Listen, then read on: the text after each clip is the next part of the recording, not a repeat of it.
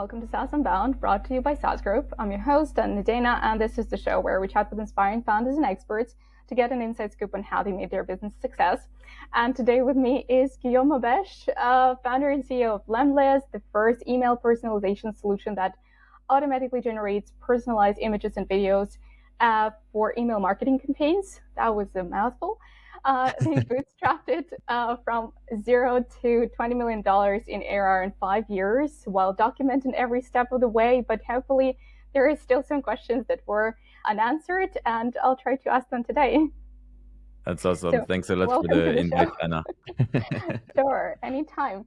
But yeah, first of all, I've got to say, I say it's not a Latka style kind of, give me your financial information kind of podcast, but while I was researching, one article or one interview would say 20 million ARR, another one would say 15, and well, of course, that one was, I think, in March, but it was did they scale it that much in 5 months?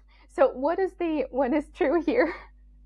What is the current ARR? Yeah, so essentially, we actually announce only milestones. So we have a way that we only announce numbers when we actually publish an article about it. So Okay. technically, we're not even at 20 million. Actually, we are past that. So we're closer. If you want the exact number, I can pull it out, but it's closer to $24 million in annual recurring revenue now. And yeah, essentially, it really depends. I'm always super transparent about the numbers, and I like to have just big numbers and announcement when I write articles. And during podcast, I just state the usually actual number or the last announcement I made. Okay. All right. Well, thank you. And that's super impressive, right? Because you're bootstrapped, and it's been only 5 years. And obviously, like I already mentioned, you've documented every step of the way. And I'm not going to ask you about background and the inspiration behind the company, because everyone knows the story. But what I wanted to ask, because that comes up on the podcast quite often, is why you started doing this in the first place. Because a lot of founders, especially bootstrapped, they're afraid to put it out there, especially, actually do what you do, truly build in public and just share everything that's going on. So where did this idea come from? Okay, so basically, my first business was a business I started with my dad. So I come from a background where my parents didn't do any study. They're not entrepreneurs. They never made a lot of money, and they sacrificed a lot. So when I got to initially I'm an engineer, but then I went to business school because I always loved business. But for my parents, business was the weird sales guy, pushy, trying to sell you cars. So they didn't really want me to do so.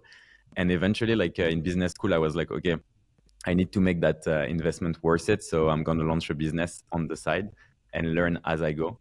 And because my dad is basically he can print on fabrics, we decided to go with t-shirts. And I did probably every mistake a founder can do. It took me 3 months to design the website and build it myself. It was just a whole mess. I asked my dad to produce hundreds of t-shirts because I was 100% convinced that it would be a hit when we launch, etc. Yeah. But actually we did I think we made 6 sales or something like that. We sold 6 t-shirts. So it was absolute failure. And after that, it was really tough because I didn't know how to grow a company. I was just stuck trying to, I don't know, outreach people, do a few things with influencers, etc. But it was never really working out. And eventually a friend of mine told me that, hey, I see you grinding on this project and I'm working in B2B. And I was like, what the fuck is B2B? And it's business to business. So we sell stuff to other businesses. And I'm like, oh yeah, okay, that makes sense. And eventually he was building his lead generation agency, and he taught me a lot on how to do sales prospecting, how to reach out to people with cold email. And the thing we were selling was actually we were helping company grow by booking them meetings with their potential customers. And I started basically doing this 24 hours every single day. I would help people all over the world grow their businesses, and I was kind of passionate about it. And eventually I was like, okay, I've got an agency, that's cool, it's making money, it's nice, but with an agency, if I want to scale it, it's gonna take me quite a lot of time to get to 100 customers, and that's just the amount of people I'm going to be able to help.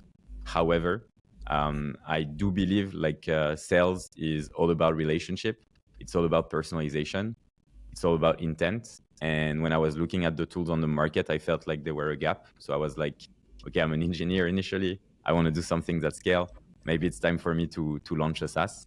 And the idea for me was, like I've always want to, I guess, in a sense, I want to help the person I used to be when I launched like the business for the first time, because the reality is like I stopped talking with my dad for about like a year and a half after like the business failed, because I was a bit ashamed, like ashamed of like failing, ashamed of not being able to give back, not being able to provide also. And that was quite tough. And that's why I've been actually documenting everything, because if someone, is in a situation where they need to actually like learn about growing a business, learn about the specific and actionable way on how to do it, I'm always super happy to help out. And I wrote a book. I write like lots of articles. I produce lots of videos, a lot of content, because often I saw that people were not actually sharing like the real details. And I just thought, you know what, like, why not? In France, especially, it's like our company, like it's basically like pretty international. Like most of our customers are in the US, but essentially in France, people are afraid to talk about money. It's kind of like no one talks about money. It's like a Yeah. taboo subject, etc. And I was like, fuck it, because the reality is until someone who's done it, it feels impossible. But when something feels impossible, you basically like hold yourself back and have Mhm. tons of self-limiting beliefs. And my goal when I produce content is just so people look at me and say, I can do better than that guy, to be honest. And eventually, like, they do better than me, and I'd be super happy. So, yeah. Right. Okay, that's a cool story. And I mean, honestly, I've been following you on YouTube and LinkedIn for a while, but like when you said yes to the podcast, I'm like, okay, so that's what I'm going to do for like the next week. I'm just going to watch all the videos. And I really love the fact that, it's not just, what is it called? Navigating chaos? I think that was Oh, yeah, yeah, my yeah. favorite one. I was like, okay, that's good.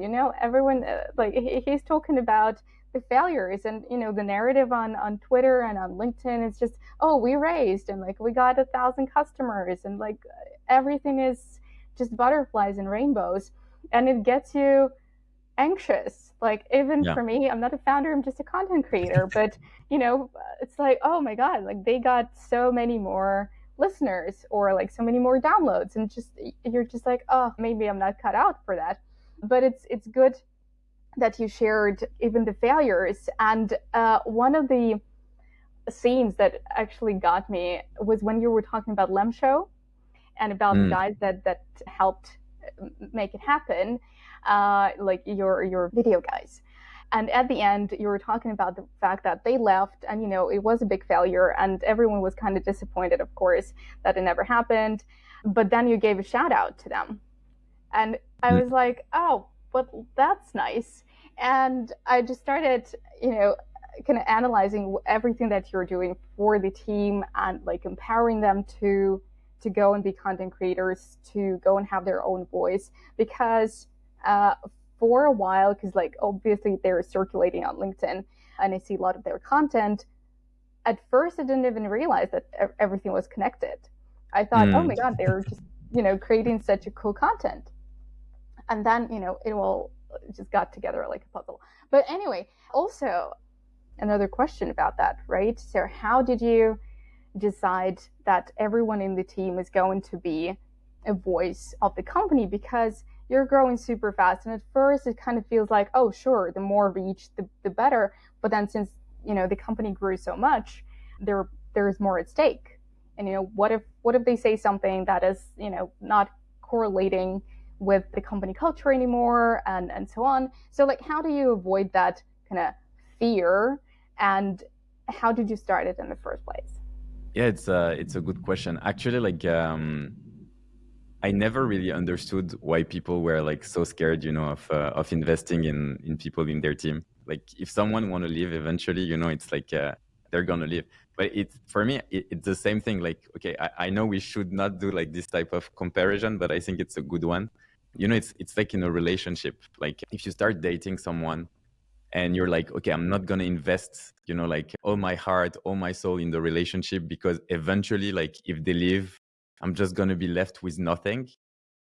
I think you do things from a place of fear and not from a place of love, and you're not going to get like any abundance out of it.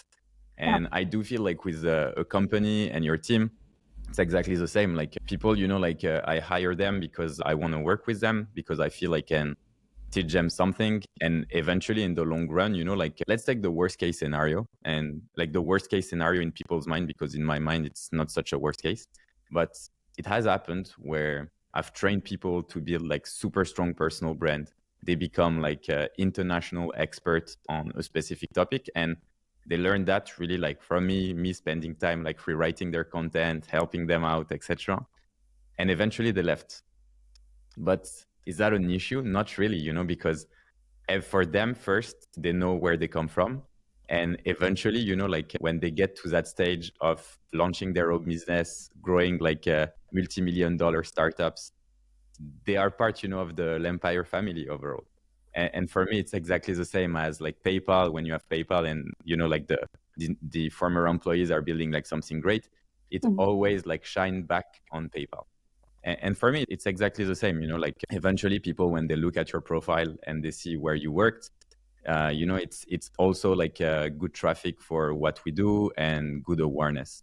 So I never really saw it as a threat, and I think I'll never do, even though like I feel like that there are obviously, like if I want to be entirely honest, there are always like some drawbacks when you really help people like building their personal brand, because eventually, and it happens to me also, like when everyone's telling you that like your content is shit, etc., which was kind of the case at the beginning when I got started, because I was not good at it. You feel bad, and eventually when everyone's telling you like how great you are, etc., like Mhm. sometimes your ego can just become way too big. And Mhm. I think it's like super important to have the right balance. And whenever, like some people in the team sometimes have like they started with content that was not performing, eventually it got better, we trained them, etc., and reached like big audience. You really want to manage egos. Mhm. And I think it's just honest conversation to have with the team. It's like yes, this is social media. Yes, you can optimize everything you do for reach. Do we really track conversion? Can we make it like better so we bring more value to people and drive also like traffic to the website? And is this affecting your ego and your relationship with the company? But in full transparency, I love communication. I think it's super important to be like highly transparent. I know the impact on social media what impact can have, on like how do you perceive yourself, like the ego boost it can give you, or sometimes like the feeling of being just drained, etc. So Mhm. for me, it's fine because I've been there, and I can like balance it a lot, and I can also like discuss it with the team like in a fully like just open way. And the way we started it actually is I created a program called Lemtastic. So it was a whole program to essentially like build your own personal brand and to apply to it. Basically, my promise was it's an investment that you will never regret because you're investing in yourself. And I'm going to teach you everything I know on how to build a personal brand. So eventually, like you're going to get better at your job, because every time you document something, I think you learn a lot more about it. Because let's say I'm super specific example. I'm a sales rep, and I'm launching like cold email campaigns. Now I want to give cold email tips. I want to be like super specific, so I'm going to give example. Just the fact that you need to be specific about what does a good cold email look like, and that you need to give example, and that you're going to do it publicly, I can assure you that you're going to do enough research, enough testing, enough like different approaches to see what's working best, so you can share actual content that works out with your audience, because otherwise you're going to feel ashamed of it. And for me, like teaching is about basically crystallization of your knowledge. And the more you write, the more you teach, and the clearer your ideas and thoughts are. And for me, that was like one of the key growth factor, I think, as a CEO, in the last like 5.5 years, was really like to document everything. And when I could lead by example by saying, you know what, like the reason I'm at the level I'm at today, and obviously like the road is still long ahead. I have like tons of things to learn, tons of places to get better, but the road I took was through like content creation, and I can help you do the same. And I created this entire program when I was like essentially like coaching the team. I would do like every 15 days, like about like 30 minutes to an hour with every single team member who wanted to do it. And I did it for about, I think the program was 100 days, because I wanted them to post every single day for 100 days, just because like it's the best way to, you just flush everything you have out of your head and you're forced to publish. So you get direct Yeah. feedback from the audience, and I think the more reps you do, the better you get at it. And eventually, after, you can obviously like decrease after the 100 days, but I just gamify kind of this within the company, and people really enjoyed it. And after that, we decided to launch like publicly to the world the personal branding masterclass, which is free, where we essentially like taught to people exactly like what we were doing like inside the company. Right. And after 100 days, I guess it's just hard to stop. Like I never did. Yeah, it's, that it's like, was oh, I a didn't. little trick. I Right? Like, oh, like I didn't post today. It's like, oh, I should definitely do something about it. Awesome. All right. Well, we don't have much time, but I have so many questions. And obviously, because we got introduced by Tom from Tapia, I really wanted to know a bit more about the acquisition of Tweet Hunter and Tapia. Because it was a great story. We can maybe give it a minute to like circle back. I really loved reading about it, and then we did a podcast with Tom as well. So how does it work? How did you decide to do it in the first place? Like, is it going to be your kind of long-term strategy now to acquire smaller brands to kind of integrate them into lempire? By the way, love the name, very ambitious.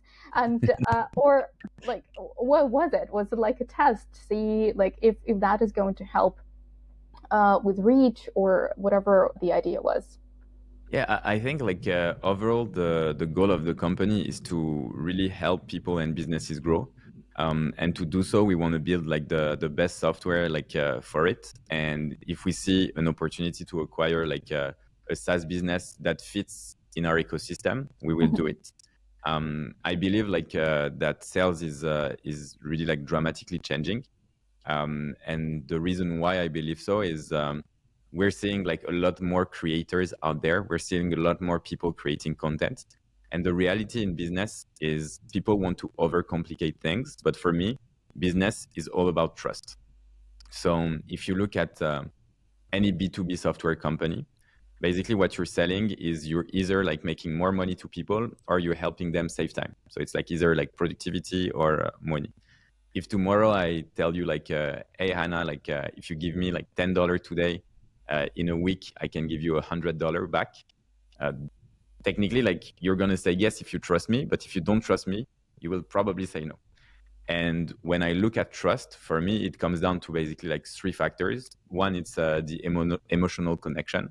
So for people listening or seeing us, maybe they're going to say, oh, like they look kind, they look like friendly, or maybe they're going to say, oh, they look like jerks. I really hate them and they're the worst people on earth. Then you have like the reliability. If I make a promise, if I tell you like, okay, in a week, I'm giving you $100 back, like, am I, like holding my word? And finally, it's credibility. So if you see me like with Beyonce on the street and we're just having a casual chat, you're gonna say, "Oh, gee, he's got some moves. Like he knows people, etc." And eventually, like I think like I'm trying to build a business to help people like build more trust, and building personal brand made a lot of sense. And both Taplio and TweetHunter allow you to build your personal brand on LinkedIn and on Twitter. And I was also like a heavy user of both. So I was like, for me, it makes a lot of sense to link this content creation part with the outreach part. It's not like totally like the vision I have for the company is not like yet done, obviously, on that end, because I want tools to be like a lot more connected, but it's getting there. And the idea, yeah, it's I want to continue growing, whether it's like external acquisition or just with in-house products. But for Taplio, it was Taplio and Tweethunter. It was very opportunistic because essentially, like, we were mentioning about the importance of writing content, and Thibaut actually reached out to me 15 years after we were in middle school together, and we basically like stopped talking after middle school. And 15 years later, I received like a tweet, and the guy is asking me like, "Hey, are you the same?" Like, so it was quite funny. We had a chat, and I helped him with his business ideas, etc. And eventually, like, they launched Tweethunter Taplio. And at some point, he had like some people offering like some sales offer, and because I had documented the process of how I sold like Lempod, another project we launched, he wanted to get my feedback, and he shared with me the offer. And like it was at lunch, and I think I said, like, joking, for that price, I think I would acquire your company too. And we started laughing together. And then he messaged me at like 2 a.m. And he said like, "Are you serious? Like, I can't sleep, and I must ask, were you serious about the offer?" And then I told him, "Okay, like, give me 24 hours and I'll get back to you." And then I made an offer, and eventually, like, the deal happened, and they became both millionaire, which is cool. Right. Yeah, that's not a bad outcome of lunch. Yeah. So right, building relationships with people and like looking around is a great way to be possibly acquired by a great company. But since you started talking about the sale of Lempod and then the buy of Taplio and Tweethunter, and then potentially acquiring more companies, how does it work for you? Like, how is, and obviously, like with the guys Thibaut and Tom, it was a lot easier apparently because, well, you had this relationship and trust already there. How was the sale of Lempod? How did it go for you? And also, I wanted to ask later about the way you sold. Was it 20% of the company? Like, what was the what was we the did thought? secondary. Right. What was the thought behind that? Yeah. Because you're growing fairly great without external investment. Yeah. Like, why did you decide to do it? Yeah, it's okay. So two questions. First thing about like Lempod. Too many thoughts. At that time, I think it was no worries. At that time, to be honest, like for Lempod, it was a project that was growing like really fast. And it was like basically like LinkedIn automation pods, etc. So the project was fun when I created it because it was initially just like a side project. But eventually it grew a bit like out of control. Like LinkedIn was like extremely pissed about it. And I understood why. Like we kind of like ruined the platform with engagement pods. Like some people with like really shitty content were getting like a lot of likes. And these people were actually like our best paying customers. So you're like, what the fuck have I created? Like I created a monster. And eventually, like at that time, I did not know how to hire people. I did not know how to manage. So I was like, shit, I've got too many projects. And for me at the time, I think I was like, I mean, I'm still young, but I was, okay, what should I do? And it felt like selling a project that was growing was a good idea. And, like you learn a lot from past mistakes. But my idea was like, I'm going to sell it and I'm going to have someone, like I'm going to only sell it to someone who agrees to do like, add like moderators, so people who could basically like flag people who are like pushing the system, abusing the system, and etc. And eventually, like I realized that everything you say during the sale that is not on a contract, like written like specifically, will not happen. So I sold the company. I think it was good PR move in a sense where I could start saying, like exited SaaS founder, which I think was, I thought it was the coolest move back then. But right now I'm like, yeah, it was just like an ego boost and it was really useless. But you learn along the way. And eventually, yeah, it was just I think a good way to understand the whole process. And in the end, I don't regret it, because if I had not sold Lempod and wrote that article, I would have not acquired like Taplio and Tweethunter. And I think like that was a really good move for us. So overall, like I'm happy about it, but yeah, it was not like the smartest move, and it was not such. I was there were no like emotional attachment to that project, to be honest. So for me, I think it was overall a good idea. And then when it comes to selling shares of our company, it's actually like something I had never heard of before we did it. So it all started when we said no to like a really big fundraising offer of $20 million that we did like publicly. So I basically like my goal was to show the light on Bootstrap company, because back then it was really as you said, like on LinkedIn and on TechCrunch and all this type of thing, you only saw articles about like VC-backed companies, and sometimes I was just like like thinking that this is a bit crazy, because you have people raising like hundreds of millions, and then a year later they bankrupt. You see that their founder, who were on the cover of Forbes, are actually like crooks and criminals. And that's kind of like the media. And I was like, there are tons of people who are creating super healthy businesses with no money, and we never talk about them.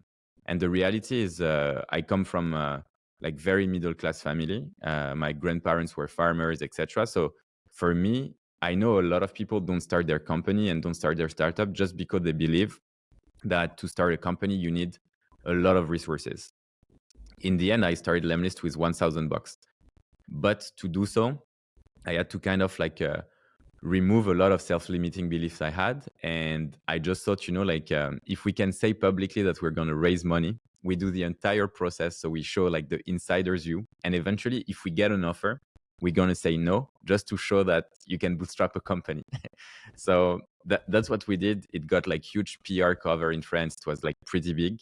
And eventually, like one guy actually made us an offer where he offered us like 15 million in cash for the company and $15 million in cash out. And I was like, what the fuck is cash out? And then it's like, well, but you get the cash for yourself. And then I was like, is this actually possible? And then it's like, yeah, of course. And then I was That like, sounds oh, good. fuck.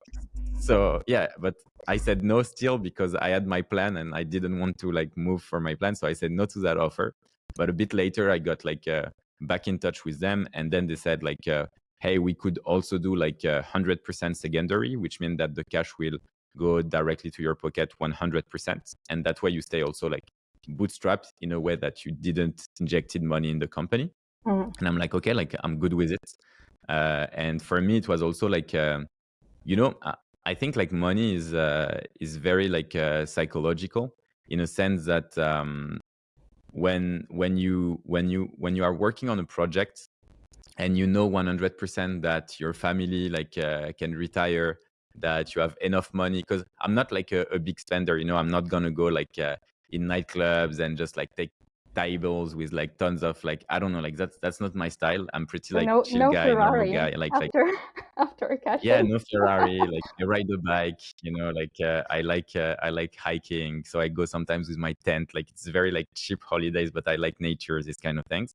I like good architecture, so I like nice houses and everything. But yeah, in any way, like I'm not a big spender. So I was like, okay, I can get $10 million right now, still own like the vast majority of the company, and at the same time like retire like my family, help my parents, etc., and just for everyone to be like super safe and never think of money ever again. So I was like, okay, let's do this, because it has like the best of both worlds, in a sense that you continue running a company you love, except that now you have like a financial net, which means that some people would say that you actually are like you don't want to work anymore because you have like such financial freedom, etc. But actually for me it's the opposite, because I'm passionate about the project, I'm passionate about my mission. So eventually for me it just gives me like more ambition and a willingness to take risk that is actually like bigger, and eventually it pays off. Yeah. I don't really believe in the whole like, oh, like an artist should be always hungry. No, I like Yeah. no. Just who said that? I Mm. mean, who made us all believe in that? Like you have the safety net and you have the financial situation that makes you very comfortable. It doesn't mean that you're just going to go to the beach and spend the rest of your time there. because, well, for some it's just not an option because, well, it's boring. So completely understand the mindset. But yeah, okay, that's brilliant, and I think it's a great way to still be growing the company that you love. And I know that the goal is, well, there are two, right? In one of the videos that you had, there are two goals, or like two potential goals. One is reach anywhere between 80 and 100 and sell, or 100 and then go IPO, right? So what's more favorable for you? IPO is more of an ego boost, or or you want to sell it and maybe, I think, I think it's actually like a good question. Along the years, I've learned that actually you also have like tons of opportunities along the way. Another opportunity that I'm also thinking of, depending on what we do, but maybe eventually I'll just like buy out the investors, the one who took like 20%. The reality is like we're highly profitable, so we'll end up the year, I think, at around like $8 million in EBITDA. So that gives us also a lot of leverage to take loans and do like a lot of different things. IPO, I agree 100% with you. I think it's an ego boost to go and ring the bell. Obviously, like I think it looks good on camera, but I think like public markets are definitely not for me. I don't know how to like not say the truth. I don't know how like not to be transparent. I'm really bad. I'm really bad at lying. I'm really bad at hiding when I'm unhappy. I'm Mediterranean initially, so I've got a bit of a hot blood, and I think this is definitely like not for me. Exiting the company and selling it eventually, like that's also a possibility down the line. The reason why I want to do it, or maybe like more secondary, is I want like everyone who works on a project and contributed in a way that I consider founder-like. So, you know, whenever you have startups, like employees in startups that are just like giving their best, doing the extra mile, I think like it's cool to give them a reward. And the most important goal is not so much the exit, but if I could turn like all our team into millionaires, that would be like a cool achievement. That's more of an ego boost than an IPO. Yeah, giving so many people freedom to retire, right? Okay. I like that. I like that better. That's pretty cool. All right, and going back to your content, because I think it's a pretty great strategy that you have there. You recently have started doing, I guess, more, and I saw that now you're very active on Instagram as well. Is something happening? Are you going to launch a product for Instagram? I like the way you smile right now. Did I hit the spot there? So what's happening with Instagram? Yeah, it's it's a good question. Actually, like my role is kind of like changing. As I think my role has been changing every 6 months since I started the company. But now I'm finally like the talent density in the team has increased like a lot, and I managed to hire like two highly talented C-level, like my CEO Charles and Oriane, who's our chief of staff. And the goal of that is for me to be a bit less in the day-to-day, so I have more time on the audience building kind of like part. And the reason why is I have like really like this intimate conviction and feeling that everything we've done and everything we documented is really like the clearest and sharpest path to like success when growing a company. And if you look at how many SaaS I have and I'm growing, and how many are doing like more than 1 million in annual recurring revenue, I have like some sort of playbook that I know that works.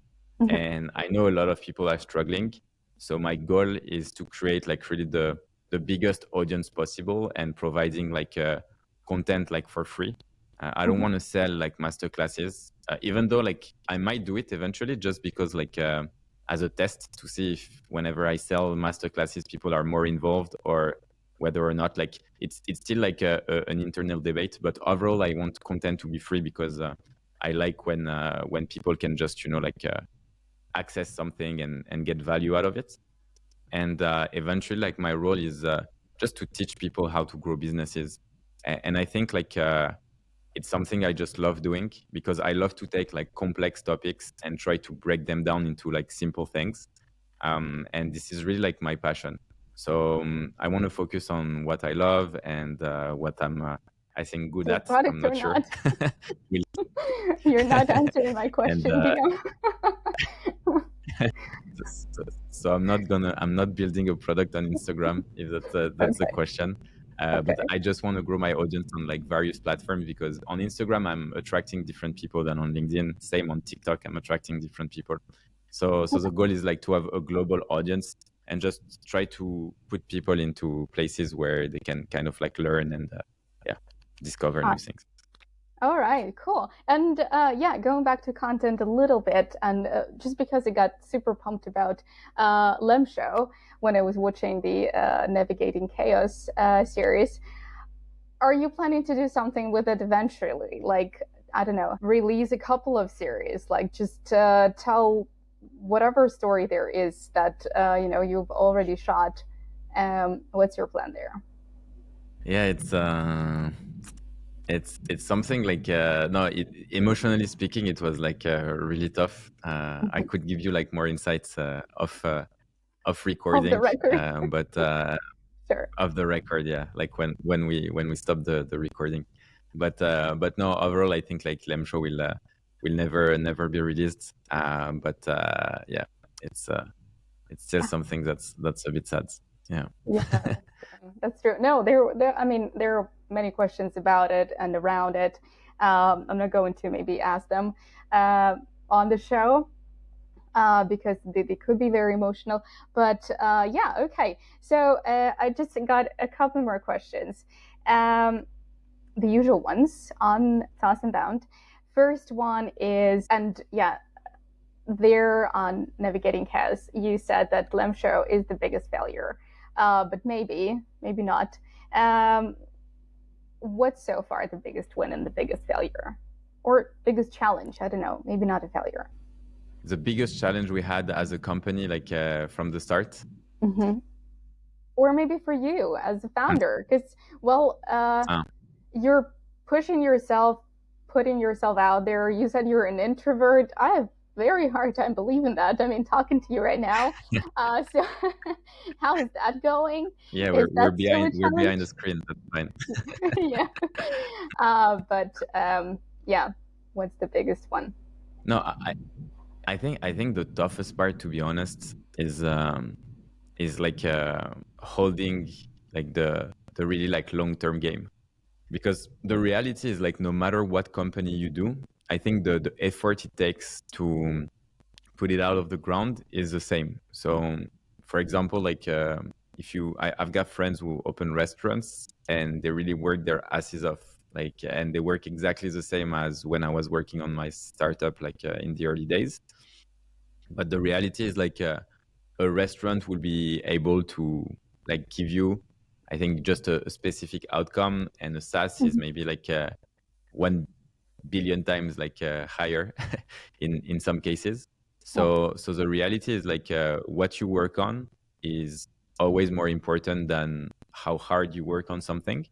And I think the challenge for me, as a CEO, is just to balance with time the change of roles, the mindset, the energy, the vibe you give to the team, the ambition, the passion, repeating the same thing, like over and over again, because your role is to repeat the same thing, Yeah.